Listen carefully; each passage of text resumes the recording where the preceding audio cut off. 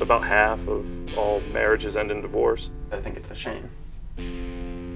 I think people are searching for happiness in marriage, and it's a very selfish ambition. And when they do that, it's inevitable that it's going to end.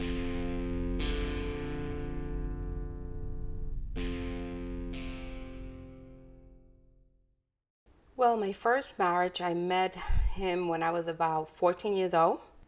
I don't know. I just said, ooh, he looks hot. 2 years after that, I got pregnant and I have my first son. Things were not working out. He got into drugs and things were getting ugly. So I got a order protection from court, had him leave the house. We got divorced. I was alone with 2 children, struggling. By the time I was 26, I met my second husband. His name was Ralph. My girlfriend called me. She says, listen, this guy, he wants to meet you. I said, okay, give him my number. I was talking to a friend of mine in my job. His name is Steve. And he told me that he knew someone that was single also. And she was a good friend of his wife. He asked again, hey, is that girl still single? And I said, yeah, just give him my number, let him call. So he called and we spoke for a little bit. And when I heard his voice, it sounded nothing like what he looked like. I was like, wow, he has a sexy voice. He was like, hello, my name is Ralph. I was like, yes, he sounds good. He says, I'll call you tomorrow at 12 o'clock. And I was just making sure that he was punctual. So I was looking at my time and the phone rang at 11:58. I still remember. I said 12, 11:58. Okay, he's punctual. When I saw her, my eyes popped up, opened really wide, and I was like, wow, she's really beautiful. We went out on a date. We drove around for a while. We ended up just driving around, and I parked my car, and we ended up talking maybe for 2-3 hours in my car. And that's how we got to connect. We already started living together. I came out pregnant for my daughter, Karina. 7 months after I had Karina, I came out pregnant for my second son, which was Ralph Lewis. And then 6 months after that, we went to City Hall and got married. We did have a really good marriage. It was really fun. After we got married, also she was pregnant, so she gave birth to our daughter, Karina. And then just things started to sparkle.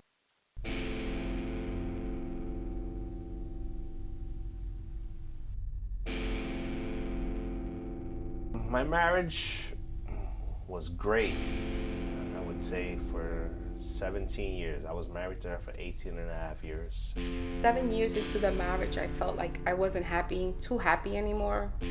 Between 16 and 17 years, it was really good. He was talking to someone from his job and felt that he fell in love with her. I had a girlfriend at the time. She had a boyfriend, and so that's why she wanted to leave.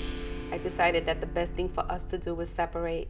2 months after that, I started packing my things. I asked the kids, all right, mom's moving back to the Bronx. Do you guys want to leave with me or you want to stay with your dad? They decided to stay with dad. She asked the kids, meaning my son and my daughter, Ralph and Karina, if they wanted to move in with her, but they liked the living upstate, so they decided to stay with me in the house. The issue was that he didn't want to accept that he cheated. I decided to move on. I really didn't want her to move out. I wanted to repair the marriage, but I guess it was at a point of no return. She had a boyfriend, I had a girlfriend, and I just thought it's unfixable. You have someone, I met someone, and that was it. It's been about maybe almost 2 years I haven't spoken to her. I think it's been maybe 2 years. I'm not 100% sure, maybe, the last phone call. Not speaking to each other does not mean anything. It just keeps everything falling apart. The time that we have spent not speaking to each other had really maybe meant up a lot of things. But I guess maybe it's best that we just don't talk. We haven't been in communication, which is not a good idea because sometimes our children have gatherings or graduations and he acts very immature. Not communicating with my ex-wife sometimes is hard. The bad part about it is we do have children together, even though they're adults, but you know, there's things that they need. When my daughter Karina graduated, I wanted her to have her family. It was a point of my daughter Karina graduating high school, and she wanted me to be there, which I was gonna go. I just didn't want to be around her, meaning my ex-wife. Her father was just acting like a child, walking away like, oh, she's here, I don't want to be here. So I went to the graduation and she was there. So I tried to stay at the other side of the auditorium. I just had so much anger inside, I just ended up leaving and I missed the after party of my daughter's graduation. It's not about you and I anymore. It's about our children. No matter what happens, we have to be there.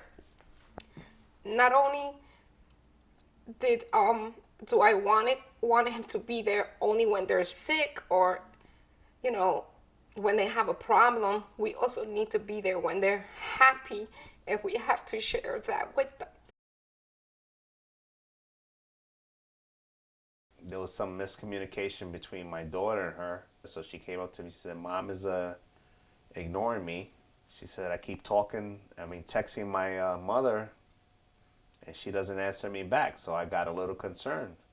Even though Karina and I had a good communication, he happened to like maybe butt into our relationship. So I ended up calling her and texting her, and I wanted to find out what's wrong. Why is there any problem with communicating with Karina?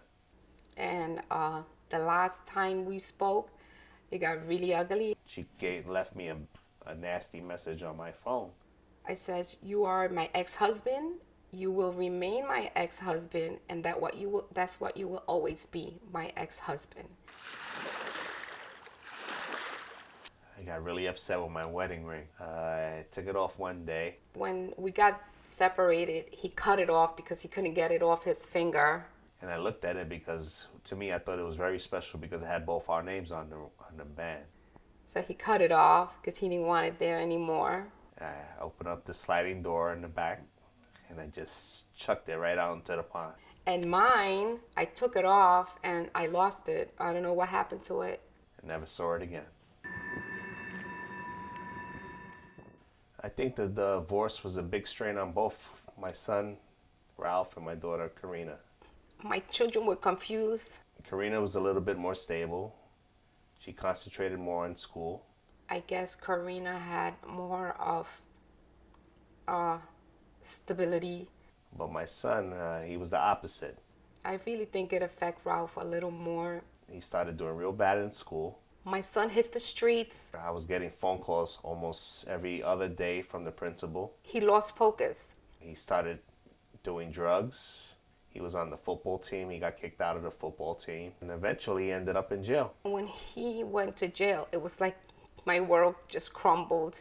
Seeing him chained up, walking in, taking him away was like, it destroyed me. He has a lot of learning to do, meaning when he gets out of jail, he has to grow up really fast and become a man. It's difficult because I can't trust, and I think I can't love again like the way I loved my ex-wife. To love and to be in love is two different things. It's really difficult. It's hard for me to love again, trust again. The way I rephrased everything was, we had everything, and I felt like I was at the bottom of a ladder holding it steady. Your father was up on the ladder, and I was holding it at the bottom. But when we were separated, I let the ladder go. So everything just came tumbling down.